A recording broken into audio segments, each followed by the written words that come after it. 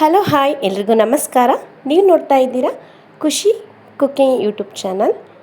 ಇವತ್ತಿನ ವಿಡಿಯೋದಲ್ಲಿ ತುಂಬಾ ರುಚಿಯಾದಂತಹ ಹಾಗೂ ತುಂಬಾ ಸಿಂಪಲಾಗಿ ಮಾಡುವಂತಹ ಜವಳಿಕಾಯಿ ಪಲ್ಯ ಹೇಗೆ ಮಾಡೋದು ಅಂತ ತೋರಿಸ್ತಾ ಇದ್ದೀನಿ. ಬನ್ನಿ ಹಾಗಾದರೆ ವಿಡಿಯೋನ ಶುರು ಮಾಡೋಣ. ಫಸ್ಟು ಒಂದು ಬಾಣಲಿಗೆ 2-3 ಸ್ಪೂನ್ ಎಣ್ಣೆ ಸೇರಿಸ್ಕೊಳ್ಳೋಣ. ಆಮೇಲೆ ಚಿಕ್ಕದಾಗಿ ಕಟ್ ಮಾಡಿಕೊಂಡು ವಾಶ್ ಮಾಡಿ ಇಟ್ಕೊಂಡಂತಹ ಜವಳಿಕಾಯಿನ ಈ ರೀತಿ ಎಣ್ಣೆಲಿ ಫ್ರೈ ಮಾಡ್ಕೊಬೇಕು.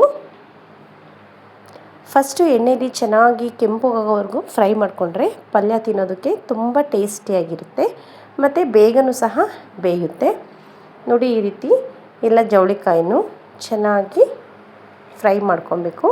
ಇದು ಫ್ರೈ ಆಗೋಷ್ಟರೊಳಗೆ ಒಂದು ಮಿಕ್ಸಿ ಜಾರ್ಗೆ ಒಂದು 6-7 ಹಸಿಮೆಣಸಿನ್ಕಾಯಿ ಮತ್ತು 1 ಸ್ಪೂನ್ ಆಗೋವಷ್ಟು ಜೀರಿಗೆ ಮತ್ತು ಒಂದು ಅರ್ಧ ಹಿಡಿ ಆಗೋವಷ್ಟು ಬೆಳ್ಳುಳ್ಳಿನ ತರಿತರಿಯಾಗಿ ರುಬ್ಕೊಬೇಕು. ನೋಡಿ, ಅಷ್ಟರೊಳಗೆ ಜವಳಿಕಾಯಿ ಚೆನ್ನಾಗಿ ಫ್ರೈ ಆಗ್ತಾಯಿದೆ. ಆಮೇಲೆ ಇದನ್ನೊಂದು ಪ್ಲೇಟ್ಗೆ ಸರ್ವ್ ಮಾಡ್ಕೊಳ್ಳೋಣ. ಅದೇ ಬಾಣಲಿಗೆ ಮತ್ತೆ 2 ಸ್ಪೂನ್ ಎಣ್ಣೆ ಸೇರಿಸ್ತಾ ಇದ್ದೀನಿ.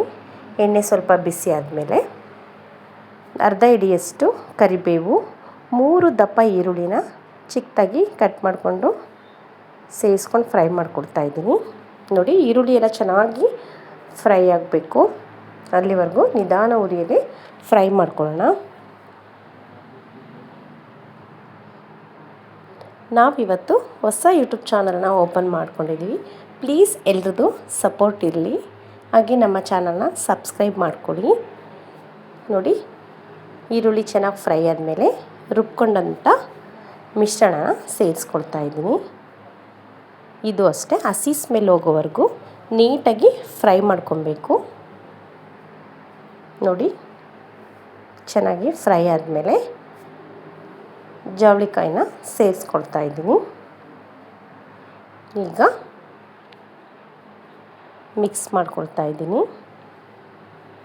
ನೋಡಿ, ನೀಟಾಗಿ ಮಿಕ್ಸ್ ಮಾಡ್ಕೊಳ್ಳೋಣ. ತುಂಬ ಟೇಸ್ಟಿಯಾಗಿರುತ್ತೆ ಈ ಪಲ್ಯ. ಆಮೇಲೆ ರುಚಿಗೆ ಬೇಕಾದಷ್ಟು ಉಪ್ಪು ಸೇರಿಸ್ಕೊಳ್ತಾ ಇದ್ದೀನಿ.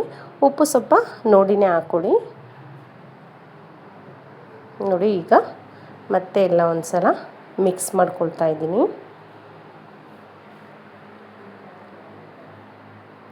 ಈಗ ಒಂದು ಅರ್ಧ ಕಪ್ ಆಗೋಷ್ಟು ಚಿಕ್ಕ ಕಪ್ಪಲ್ಲಿ ಫುಲ್ ಕಪ್ ಹಾಕ್ಕೊಳ್ಳಿ ನೀರು ಸೇರಿಸ್ಕೊಳ್ತಾ ಇದ್ದೀನಿ.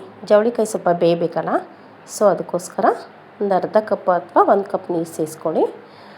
ಒಂದು ಚಿಟಕಿ ಅರಿಶಿನ ಸೇರಿಸ್ಕೊಂಡು ಮತ್ತೆ ಒಂದು ಸಲ ಮಿಕ್ಸ್ ಮಾಡ್ಕೊಳ್ತಾ ಇದ್ದೀನಿ. ಜವಳಿಕಾಯಿ ಚೆನ್ನಾಗಿ ಬೇಯೋವರೆಗೂ ಬಿಡಿ. ಆಮೇಲೆ ಒಂದು ಬಟ್ಲಷ್ಟು ಹಸಿ ಕಾಯಿ ತುರಿನ ಸೇರಿಸ್ಕೊಳ್ತಾ ಇದ್ದೀನಿ. ಕೊಬ್ಬರಿ ಹಾಕ್ಕೊಳ್ಳೋದ್ರಿಂದ ಪಲ್ಯ ಟೇಸ್ಟ್ ತುಂಬ ಚೆನ್ನಾಗಿರುತ್ತೆ. ಸ್ವಲ್ಪ ಜಾಸ್ತಿನೇ ಯೂಸ್ ಮಾಡ್ಕೊಬೋದು, ಇನ್ನೂ ಚೆನ್ನಾಗಿರುತ್ತೆ. ನೋಡಿ, ಇದೆಲ್ಲ ಮತ್ತೆ ಒಂದು ಸಲ ಮಿಕ್ಸ್ ಮಾಡ್ಕೊಳ್ಳೋಣ. ನೋಡಿದ್ರಲ್ಲ, ಇವಾಗ ಆಲ್ರೆಡಿ ಜವಳಿಕಾಯಿ ಬೆಂದಿದೆ. ಈ ಟೈಮಲ್ಲಿ ಅರ್ಧ ಬಟ್ಲಾಗುವಷ್ಟು ಹುರಿದಿರೋಂತಹ ಕುರ್ಷಣಿ ಪುಡಿನ ಸೇರಿಸ್ಕೊಳ್ತಾ ಇದ್ದೀನಿ. ಇದನ್ನು ಹುರಿದು ಪುಡಿ ಮಾಡಿ ಇಟ್ಕೊಂಡಿರಬೇಕು. ಪಲ್ಯಗಳಿಗೆ ಹಾಕಿದ್ರೆ ತುಂಬ ಟೇಸ್ಟಿಯಾಗಿರುತ್ತೆ. ನಮ್ಮನೇಲಿ ಯಾವಾಗಲೂ ಸ್ಟಾಕ್ ಇರುತ್ತೆ ಇದು. ಈಗ ಕೊತ್ತಂಬರಿ ಸೊಪ್ಪನ್ನ ಚಿಕ್ಕದಾಗಿ ಕಟ್ ಮಾಡಿಕೊಂಡು ಸೇರಿಸ್ಕೊಳ್ತಾ ಇದ್ದೀನಿ. ಇಲ್ಲಿಗೆ ಪಲ್ಯ ತಿನ್ನೋದಕ್ಕೆ ರೆಡಿಯಾಗಿದೆ.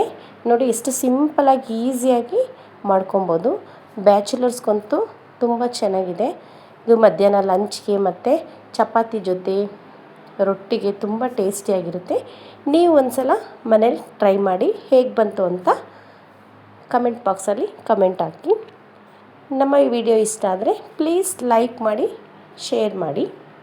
ಇನ್ನೂ ಹೆಚ್ಚಿನ ವಿಡಿಯೋಗೋಸ್ಕರ ಖುಷಿ ಕುಕಿಂಗ್ ಚಾನಲ್ನ ಸಬ್ಸ್ಕ್ರೈಬ್ ಮಾಡ್ಕೊಳ್ಳಿ. Thank you.